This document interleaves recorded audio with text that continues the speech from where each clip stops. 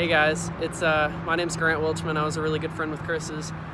We worked at Target together. I've known him for a couple years, long before he was King Comm or any of that stuff. And then Jared's also been a good friend. Yeah, my name's Jared. I met Chris about 4 or 5 years ago in Starbucks, and we had first got into the self-development and all that together, and just kind of started working on things together at an early age, and then we kind of both split off and went on our own paths and everything. But he's always been a very good friend. He's always been there for me, and we just wanted to say there's been a lot of things, a lot of misinformation and misunderstanding that's been coming out about Chris.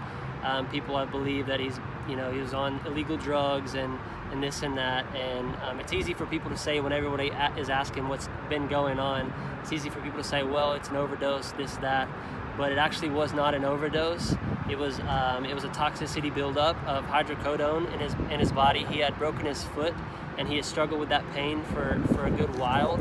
And so we're gonna introduce you guys to George, who is Chris's uncle, who raised Chris along with his Aunt Lana, and he's gonna kind of explain the situation and everything, because we did receive the official autopsy report recently, and we're just gonna kind of show you guys that. There was a lot of misinformation. I mean, and it wasn't anybody's fault. I mean, everybody thought if you think something is true, what you know is the truth. If someone tells you, but we have the official truth from the autopsy report, and it's sad. It's really hard. It's been hard for all of us to lose him, because who could have imagined? I know I sure couldn't have imagined a world where he didn't even exist. I never pictured him actually being gone. I'm sure the same way with y'all, the same way with anyone that dies at such an early age. And we definitely lost a lot that we can't ever get back, but we just have to keep going forward like he would want us to do, and push forward with what he taught us, and just live our best life. Absolutely. Long live the King. So long live the King. Take care, guys. Yep. Hello, I'm George. I'm the one, and my wife, we raised Chris. He was better known as King, not King Comm.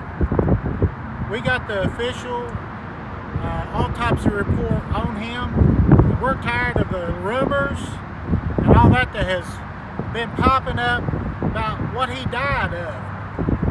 Like heroin, cocaine, fentanyl, all that's kind of mess. And he really didn't die of that. He died, and it's going to be on his death certificate as a accidental death. And he died of hydrocodone toxicity, which means he was taking hydrocodones for pain in his foot, in his back, everything, stuff like that we knew about. And his body wasn't throwing off the hydrocodone, and it just built up in his system. So, to all of you friends of his and everybody that cared about him, this is the truth. It was a pure accident. There was no overdose of drugs of any sort. And we want to thank everybody that gave to his funeral fund. And I know Chris would have really loved you guys for doing it. We love each and every one of you for doing that. That's all I have to say, because we're tired of all of the hearsay, which nobody knows. But we do know now, and we got the proof. Goodbye. All right, so I just wanted to take a second to, now that we kind of know that, I just wanted to take a second to talk about just Chris and how he was, and especially towards the end. Chris got Ghost because he wanted to learn how to love, and just become more of just the better person that he wanted to be, and so he came from nothing, just like all of y'all have become successful, some of y'all and some of y'all haven't, but he was a person just like everybody else, and he came up really fast, and it's not that got to him. It's just something, an accident. It's just something that it happens sometimes.